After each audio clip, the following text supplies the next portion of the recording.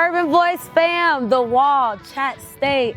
Welcome to this episode of the Community Streets. And if you're from Chattanooga, I'm sure these brick buildings look familiar because that's right, we are here at the Bessie Smith Cultural Center, honoring, remembering, and celebrating all of the rich history that Chattanooga has been a part of. This Black History Month, we are here to celebrate us and all of our allies in the city at large. Come on with us as we take a tour of the Bessie Smith Hall and we speak to Mr. Elijah Cameron, who has been the vice president of the Bessie Smith probably my whole life. We're so excited for this episode and I can't wait for you to join. Let's go. Good evening. My name is Elijah Cameron. I'm Vice President of Operations for the Bessie Smith Cultural Center. Welcome to the Urban Voice Podcast. Mr. Elijah, Mr. Eli, thank you so much for inviting us into this beautiful space. No problem. Glad to have you. Yes, I'm excited to have this conversation because we are right in the middle of Black History Month and we're recognizing all the spaces that really have meant a lot to our community. And the Bessie Smith Hall Cultural Center has really been one of those like main veins for the heart of Chattanooga. And Yes. So I wanted to make sure I came and stopped by to talk to you during this month, just to get a little bit of the story of this place, because I know it's held so many stories. Well, actually, the Bessie Smith Cultural Center came about, it was actually founded as the Chattanooga African American Museum. Back in 1983, there were some people in the community that felt that our history needed to be told. So they formed a group and they came up with that Chattanooga African American Museum. Mm-hmm. It was actually founded in a one-room building down the street that the Urban League used to be in that building also. But before that, it was the Chattanooga African American Museum, and it had one room. Yeah. And Miss Alma Field was the first director. In 1995, Miss Ruth Holmberg gave this building that we're in today to the city of Chattanooga with the stipulation that they renovate the building and then lease it back to the African American Museum, or what became known as the Bessie Smith Cultural Center. Mm-hmm. So that's how we got here. We came here, I think, in 1996. Now, Miss Ruth Holmberg was the daughter of the founder of the Chattanooga Times, and this building was a warehouse where they stored the bulk paper to make the newspaper. Got you. So while it's not quite conducive to a museum, we've done what we could with this building, and certainly it is something that we're very, very proud of. Yeah, absolutely. So saying that it has some stories is honestly an understatement when you get the backstory of it used to be the newspaper mill for the Times here in Chattanooga. Correct. That's so awesome. What do you think the significance of having the Chattanooga African American Museum, because that was what it was at first, how do you think that was significant for the community at that time? Well, when we talk about the Chattanooga African American Museum or the Bessie Smith Cultural Center, we have to also understand how important it is to the Black community here in Chattanooga, Tennessee. Yeah. The Bessie Smith Cultural Center has been very important to Chattanooga cultural life because it serves as the keeper of Black history. Yes. And also it's a living and active cultural hub. Yeah. Where families and friends can come and gather for different activities and things of that nature. But also, it's a space where we preserve and continuously tell those stories about Black Chattanoogans. Yes, and I love that you touched on the point of preserving our stories, especially when we have so many people creating narratives, trying to get rid of history. And so really preserving our story lets us know where we've been, and it gives us a foundation of like where we are starting our trajectory to go. Yes, well, I always tell people you have to know your history in order to plot your future. Okay, yes. We're living in the present, but we have to understand that we got to plot pathway to the future.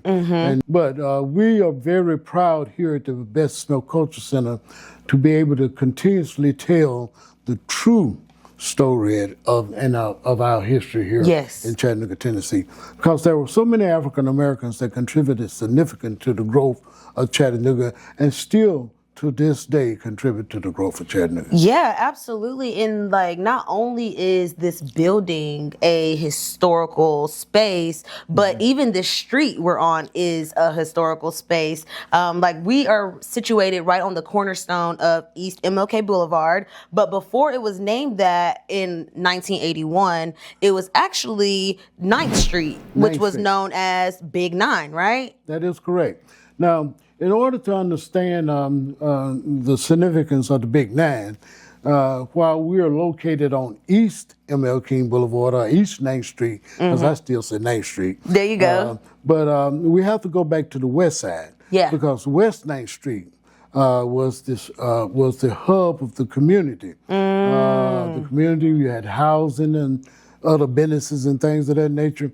That was the center of 9th Street, the beginning of 9th Street. So we had our black hospital up on West 9th Street that was built in 1947. Okay. It was Carver Hospital, and that served the African American community for about 15 years. I think urban renewal came along. That was what my father called, and I'll say this out loud, my father called it Negro removal. And it started to destroy the African American community as we knew it at that particular point in time. Yeah. So when we talk about 9th Street was the epic center of all black businesses. You could find any and everything you wanted here on 9th Street. Your food markets, your fish markets, your pharmacies and things of that nature. We also had housing, but we had those clubs and things of that nature. But 9th Street, because of the segregated times that we were living in at that time, 9th Street became the epic center for economic, the economics of all blacks and for blacks. You would find your doctor's offices is down here, your dentist's office is down here. So you had a lot of professional people that were living and doing business here on Big Nine of 9th Street. Yeah. 9th Street also was a musical culture It hub. sure was. Yes, because 9th Street was the place, even though those entertainers came and entertained up there at the auditorium, when they got through entertaining up there, they came down here for the real jam session. And those jam sessions happened in the clubs that were up and down 9th Street. You could go in one club and listen to R&B, walk out of that club next door and go to listen to some jazz. Wow. And it was all live.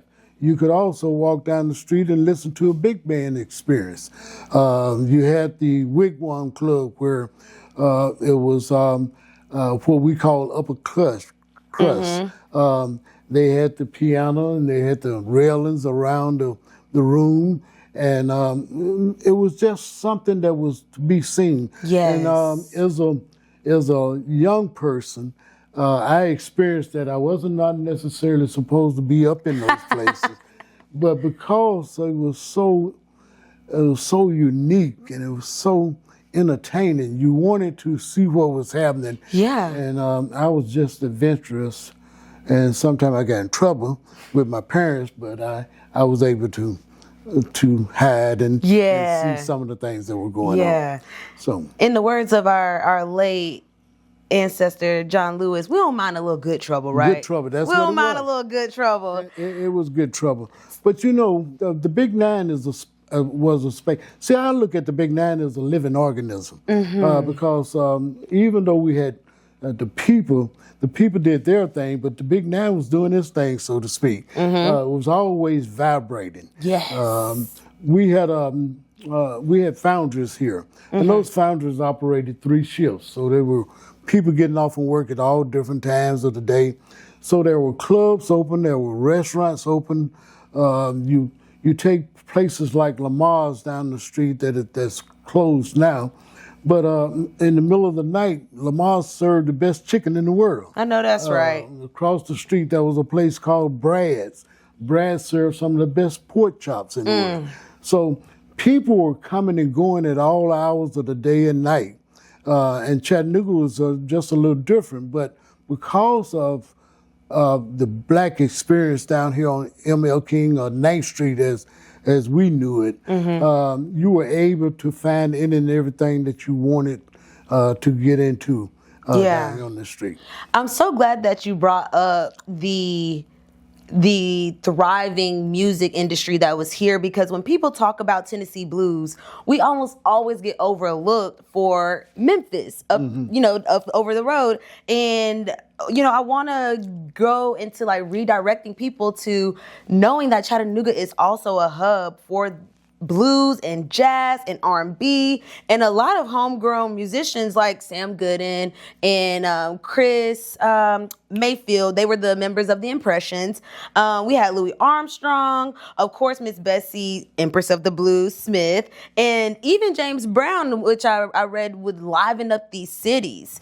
Yeah, James Brown would come through. See, you had all type of artists coming through Chattanooga. Now, we talk about Beale Street, and that's Beale Street significant over in Memphis. We talk about Auburn Avenue in Atlanta. But people came from all over the South to Chattanooga, Tennessee to party. Yeah. When we had the clubs, you mentioned the Impressions. Well, before they were the Impressions, they were Five Roosters and a Chick. And they performed in these clubs down here. The original Impressions were Arthur and Richard Brooks, Sam Gooden, Fred Cash. Yes, yes. And they were performing in these clubs down the street. Then you had the Cupids, the Richettes. The Richettes was a girl group that was named after the Arthur and Richard Brooks. Okay, gotcha. Richard actually named them the Richettes. So they performed background singing for Arthur and them and things of that nature. And then you had Cortez Grill, Winky, that performed. Those were a lot of people that a lot of people don't. There was a young lady by the name of Mohawk Squaw. She's still living today, Dorothy Coulter, I believe it is. Her brother was one of the first black firefighters. But you could find people that actually didn't make it big, but had those voices that would turn you out.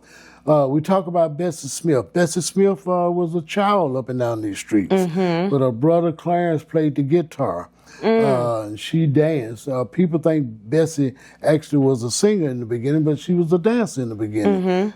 She started singing when she left here, actually really singing when she left here with Ma Rainey and that group. Wow. So, yeah, Chattanooga has been a hub of music forever. People like Butch Carnell that played with Stanley Turrentine and other jazz greats. That people probably don't know about unless they come here. Yeah. They were less and they grew up with them. So those were the kind of people that we had here in Chattanooga, Tennessee, doing things that a lot of people didn't even know about. Yeah.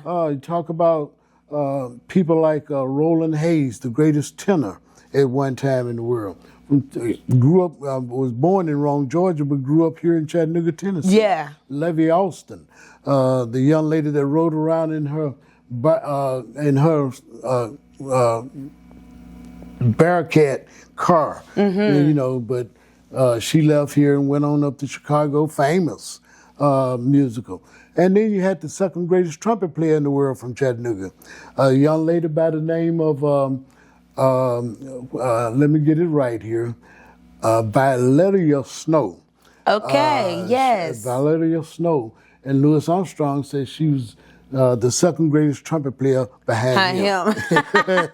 and she played that trumpet. And at that time, it was unheard of for a lady to direct a band, and she had her own band, directed her own band. So we had a lot of musical people come out of Chattanooga. I like to talk about people like Russell Good. Russell Good was a high school teacher here at Howard, but in his spare time, his off time, or whatever the case it was, he played for people like Mahalia Jackson. He played for the Pope, John Paul. Wow. Played for the Carter family, President Carter and his wife. So, you know, those were people that people don't even know about. Yeah.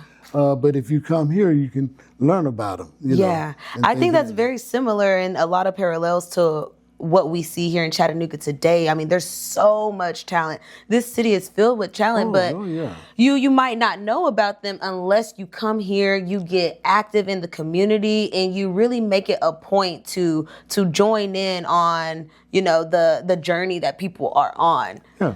See, we talk about people like Michael Chapman and Cameron Williams, and they do that hip hop summit every year and things, and they do it here at the Bessie. So I get to see these guys and meet these guys. Of course, I'm not into hip hop and rap and things of that nature, but it's a genre of music that is still resonating today. Yeah. And it's something that we have to appreciate. Yeah. While I may not be into it, younger people are into it, and it's something that resonates with this particular culture. Yeah. And that's a form of music. You know, so we respect that. It seems like Chattanooga has always been, well, and at least now I always describe Chattanooga as like an eclectic space. Like Chattanooga has always fostered diversity in music and industries. We talked about a Black-owned hospital and restaurants. And when I was doing my research into the Big Nine, I saw a few times where people would refer to the Big Nine as the Harlem of the South. Yes. And when we talk about Harlem, we can almost always contribute, you know, go back to the Renaissance era. And so when we think about a Renaissance, how do you think the Big Nine helped redefine Black identity, Black creativity? What was that like? Well, when you talk about those type of things, you have to understand that Chattanooga was just like any other city in the South. It was segregated. So we had to create our own economy. And so that's what happened here on 9th Street. We created our own economy. We sometimes people talked about the legal activities that took place on 9th Street, the numbers rackets, the tip books, and things of that nature. Well, we didn't see it as a crime. We saw it as a way to supplement that meager income that we were making doing those jobs that other people didn't want to do. Exactly. And so while a young lady might take a penny and put it on the number, and that penny bring her $6, you know, she was smiling because she could buy that bread and milk for her kids. I know, that's right. Know. So we didn't look at it, but the creativity came about with those people that were idealistic and wanting to create different ways to make an income to take care of their families. Yeah. And so when you talk about what happened or how 9th Street was redefined, it wasn't necessarily redefined, it was just reinvented to the point wherein that we were able to create ways to make dollars. Maybe sometime it was illegal in some people's eyes, right? But in our eyes, it was just a way that we were able to feed our families and things of that nature. Now, late in life, the Big Nine had a bad drug scene, and that in itself helped to deteriorate the 9th Street. Yeah. But early, the numbers and things of that nature, that wasn't a sin. A lot of preachers got paid on Sunday because of those numbers. Okay. Look, you make your money, I still get my 10%. That's exactly right. Yeah. Hey, a lot of them got paid like that. Yeah. So, and then when we talk about things like creativities, we were blessed. We had churches like Second Baptist and First Baptist Church up on 8th Street, where we had leaders that came out of those things, and mentors for politicians and things of that nature. Black politicians that played a major role in helping to redefine how we acted here or how we got things done here in Chattanooga. I am very proud of Second Baptist and First Baptist, because a lot of our leaders came out of those churches. And still today, we have leaders coming out of those particular congregations. There's two things I really want to get a little bit more on. The first thing is the economic growth and the economic creativity you spoke on, because even now today we talk about how can we help empower the Black community when it comes to economic freedom, like financial freedom and economic development. Besides it being the segregation that really gave the momentum for that, what do you think was the what do you call, like, what really held up that support from one another to like really have economics booming for the Black community here? Well, we had to depend on each other. Yeah. You know, we weren't able to go into those white institutions and get anything we want. We had to depend on one another. If when I was coming up, if my neighbor had a dozen eggs and I needed 2, they would share those eggs with us. You know, we had people that created jobs. The rag man. The rag man pushed his bucket down the street collecting old rags and things of that nature. So when you talk about creativity, Black people have always been able to find a way to make a dollar. Now we'll go out there in the woods and cut down a sugar cane and make us some sugar and sell it in a pack. Okay, You know, now, when I was growing up, we would strip those little, not the leaves, but we would strip the sugar canes and chew them and eat them and things of that nature. Well, we would also take that sugar cane and stir it up in our little Kool-Aid or in our water, whatever the case may be. We always had a way of finding a way to make something happen. We sold drink bottles. You know, drink bottles, we get 2 cents or 3 cents or a nickel off those drink bottles, and that way we could go to the store and buy those cookies 2 for a penny. But Black people have always been able to create a way to supplement income or find an income. Now, we were blessed to be able to go off to schools. And those that did go off to schools, well, we had to come back. We were teachers because we weren't able to get into the mainstream. We were teachers, we were ministers, funeral home workers, or funeral home directors, or whatever the case may be. Those kind of energies, those businesses help spring up other businesses. Yes. So those were the kind of things that happened to help us. So if you take a funeral home director, well, somebody had to dig the grave, you know. So you find a gentleman out there digging a grave. Yeah. Somebody had to drive the hearse of the car. Right. So those jobs were created through those type of businesses. In the ministry, while the preacher did the preaching, somebody had to stoke the fire to make Keep sure it warm. that it was warm. While they may not have gotten a big salary out of it, it was something that helped them propel and take care of their families. So those were the kind of things that happened back in those days to help create economic for all of us. And certainly, you know, everybody wasn't an entrepreneur. But we always had people to help do those jobs. And I think that really speaks to one of the sayings where it's just like, you know, when I win or if I eat, we all eat. Yes. And what I'm hearing, like you said, you know, if I needed some eggs and my neighbor had 2, they're going to share that with me. And so really hearing the idea of I'm creating an opportunity. Like I have an opportunity, so let me see how I can expand this and invite you in to also make a buck with me as well. Exactly. Let's see, when the Blacks were probably around the late 70s, early 80s, we started to move into the mainstream. Blacks started to get jobs in the hospitals, become executives in the hospitals. We started to move slightly into the banking industry, but we always had our Black insurance companies and things of that nature. So as we started to move into the mainstream, we would look, you had to depend on, it was always all about who you knew, who could help you or who you trusted. Yeah, yeah. And things of that nature. So if we were able to help somebody, that's what we did. Now, unfortunately, it's a little different today. You know, things started to change.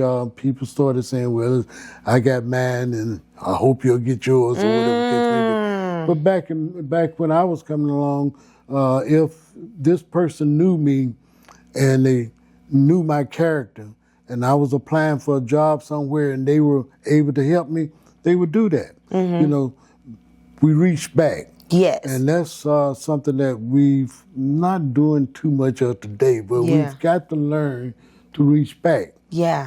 We've got to learn to help one another. Yeah. It's very important. Do you think there's anything particular that is contributing to that shift of mindset? Because I know sometimes we do talk about these issues, but if we're not able to identify where the issue kind of roots at, it's hard to pick it out and clean it up and shift in a more positive way.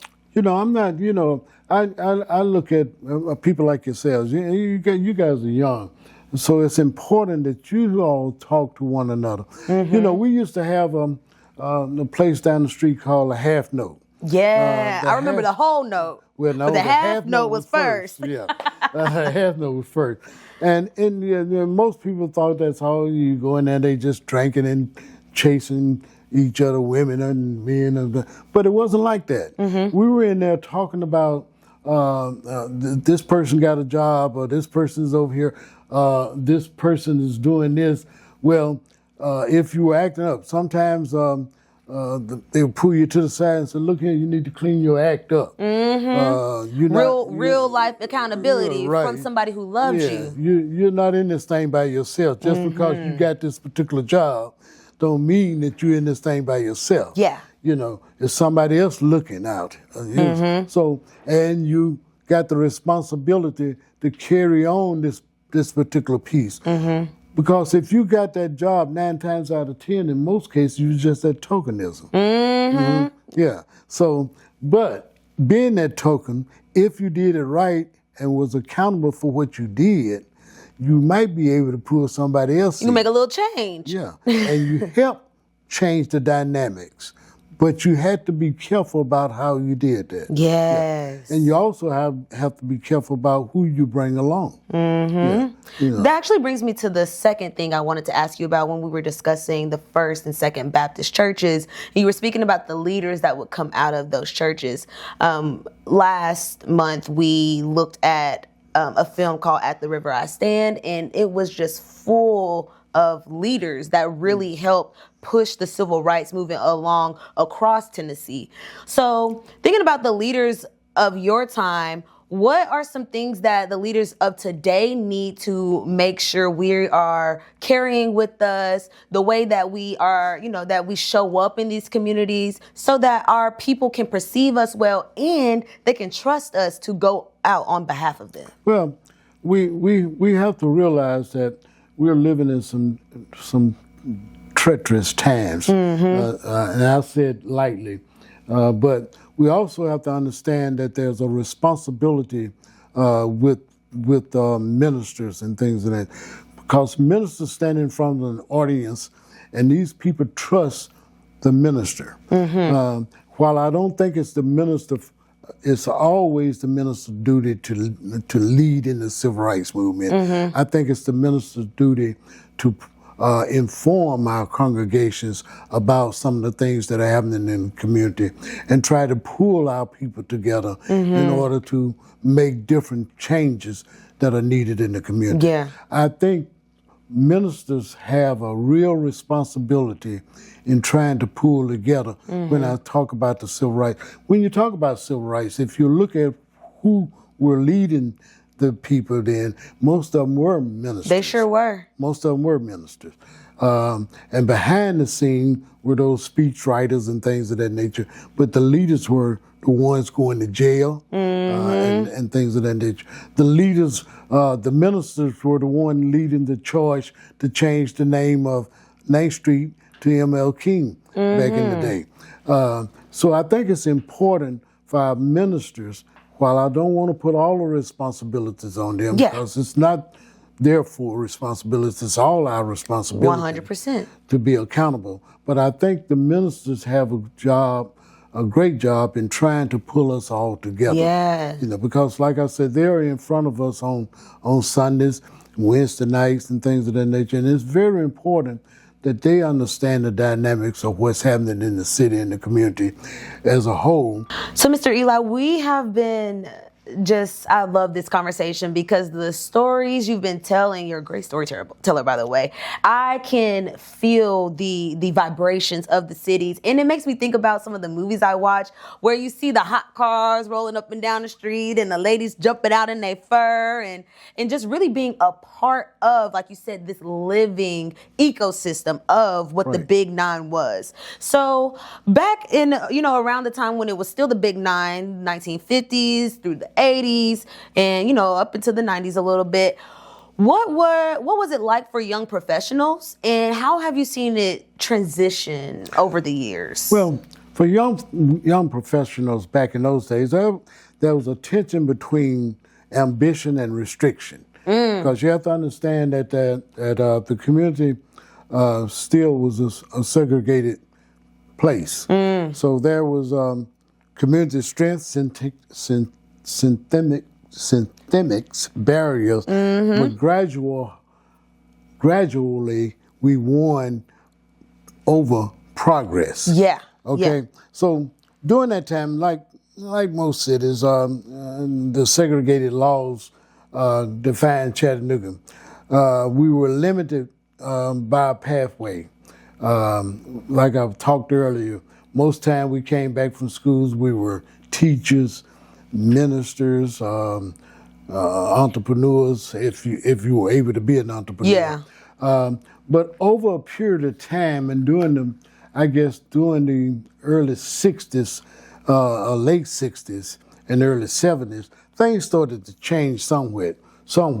Educational barriers were some of the things that we encountered here in Chattanooga, because we had to go off to HBCUs. We couldn't go to UTC back then. When I was growing up, there were hedges around UTC. Wow. It was called UC. There were those that started a little college around here. It was Zion College. That actually merged with UTC back in the early 70s, I believe it was. But because of the barriers that we encountered, young professionals such as yourself back then, we didn't have that real pathway to economic gain, other than, like I said, being a teacher, preacher, or them creative slips you had to print and get played on. Yeah, exactly what you're talking about. But there was a black class of professionals, strong black class of professionals that existed. Our doctors and our lawyers, people like Dr. Patton and Dr. Lonnie Boaz, Dr. George Thompson. Those people actually helped foster young lady by the name of Emma Wheeler, who built that building that's still standing up on the corner of 8th and Douglas, and started that nursing school. Yeah. And was actually the first black hospital here in Chattanooga. I'm gonna have to go visit. Yeah, but those were the kind of people that actually helped define the growth that blacks started to experience here in Chattanooga. Now, right down the street, there was a gentleman that had a coal yard. But that coal yard helped define what happened later on in life, because after that he had a service station and things of that nature. So, and then a automobile repair shop and things of that nature. So those were the kind of things that started to change the dynamics of the economic growth for Chattanooga and things of that nature. So we were blessed to have, like I say, young professionals, but those young professionals had to look at it from a different light, differently from what you all look at it as today. 100%. But I like to say that you all are standing on the shoulders of some of those that actually came before and made these changes necessary. Yeah. We had our black insurance companies. Young people worked in those black insurance companies, and they took care of our people. So those were the kind of people that made the change, and the transitions started to take place in the early 70s when we was able to break down some of those barriers. I take, for example, those high school students from Howard High School that came downtown and did the sit-in. Now, all over the other South, there are college students doing this. Yeah. But because we didn't have a black university here, these black high school students did it. Now, later in life, I knew some of these people, and I asked them, I said, what was your thinking? And they said, well, Eli, we weren't thinking, we just knew it was wrong. Yeah. Our parents went in these 5 and dime stores and spent their monies, but they couldn't sit down at the counter and get a hamburger. We had to go all the way to 9th Street to get a hamburger. Yeah. We couldn't use the restrooms. We had to go down the street somewhere else to use the restrooms. If they had a restroom, it had a sign on there that said colored, you know. So we were just upset and thought things needed to change. Yeah. And that's the same way Dr. King thought when he started doing the things that he did. It wasn't about that he was mad at anybody, but he was upset because it was unjust. Yeah. And it wasn't equal. Yeah. We pay our taxes just like you pay your taxes. On the same day. Hey, better. You know. So if we're doing that, why is it that we can't eat at this particular counter? And that's what those high school students were saying. Now that took some bravery. Yes. You know, high school students doing that. Not talking to their parents, not talking to their teachers, but doing it on their own. And I admire those people simply because they were able to put some down on paper some of the things that they made sure that we weren't going to do when we went downtown. We weren't going to be cursing. We weren't going to talk loud. We were going to have some money in our pockets just in case they did serve us. We'd be able to pay for the meals that we got. Things of that nature. We were going to be very respectful. Beautiful. That was what they put down. Yeah. And that in itself was something that we had to build on. But by the end of August of that same year, those counters were integrated. You know, and those are high school students. Yeah. You know, young people. Yeah. So that gives me the thing to think about young people doing some things. Yes. You know. Yes. I was fortunate enough to be able to go to the March on Washington when I was in the 11th grade. But I didn't fully understand why I was there.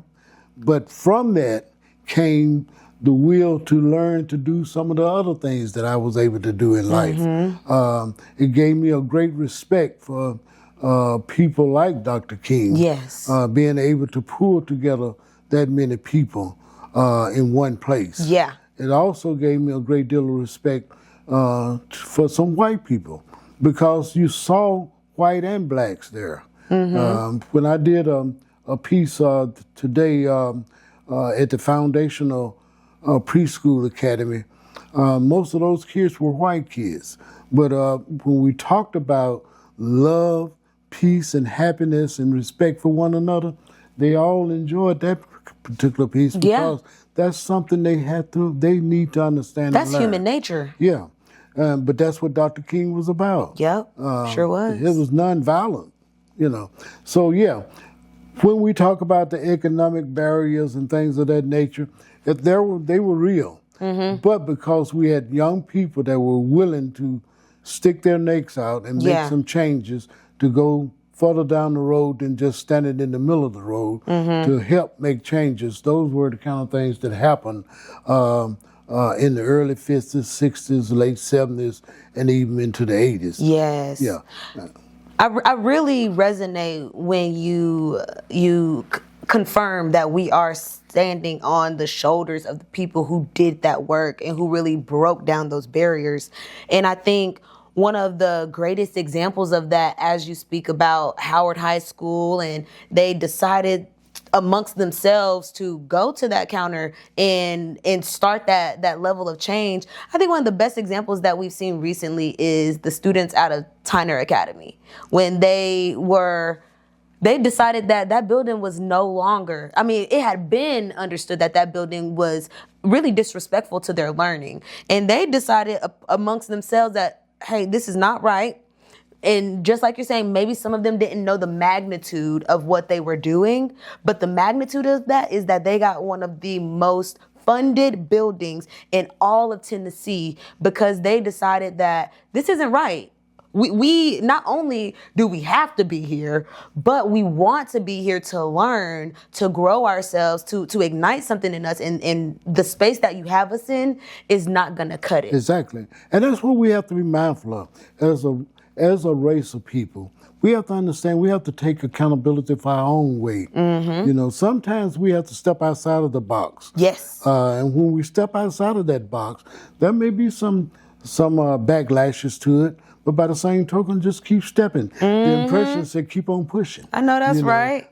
They made that song. They said there was barriers, but that wall, we'll just push it aside and keep on pushing. I love that. And we have to do that. And in order to get where we need to get, sometimes we have to take a little licking. Yeah. But by the same token, that licking doesn't hurt always. It sure don't. You know, but we have to make people understand that they have to be held accountable for the things that they do. Yeah. And I'm proud of the students from China also, because had they not, they probably would still be in that old raggedy building they were in. Yeah, or worse, in somebody else's building, and just because the talk was to just shut it down. Yeah. But well, yeah, you know, when I was going to school, they had we had put trailers and things of that nature. You know, I went to school when we only had one high school here, and that was Howard High. Fortunately. We got Riverside or City High. They gave us that old City High and told us, I like to say they gave us a bucket of paint, told us to paint it and name it. But out of that came some great people because we were determined. We were determined that we were going to learn. yes. And we weren't going to be held back by anybody. Yeah. We had some great people come out of Riverside. Now, while the building was old and raggedy, the teachers were modern. Yeah. Our books was raggedy, but our teachers taught us to be respectful and to be somebody. And they encouraged us to do things that were not normal at that time. So yeah, I respect those kids, and I'm thankful for those kids. Yes. Because what we got now is something that they can be very proud of. And when they look back or talk to their grandkids, they can say, hey, I was a part of that. Absolutely, and plant those seeds. Change. I know that's right. We made that change. When I was coming up and coming along, there was a real black community. There was a strong black community. Yeah. Like I said earlier, we looked out for one another. Yeah. You know, every Christmas I had to give one of my toys away. My mother made sure that we gave something back to someone less fortunate than us. And don't think it didn't hurt, because that toy I probably gave away was something that I wanted to keep because it wasn't broken. Right. But I had to do that because that's the way my mother thought. There's somebody else out there. I'm getting something new. You can give this to somebody else. Absolutely. You know? So that's the way we have to think. We have to be able to pull one another up. You know, people talk about pulling you up by your bootstrap and things like that. No, hell, Just give me a hand. Give me a hand. I don't. Hey, me a you don't hand. need to reach that far down. Yeah. Just reach out and grab my hand, and help me to get to where I need to get. But the thing is, you need to be willing to accept that help. Thank you again for this. Absolutely. No, thank you. Thank you. It's really been an honor. It's been a real pleasure being in your presence right now. Well, So thank you. thank you. All right.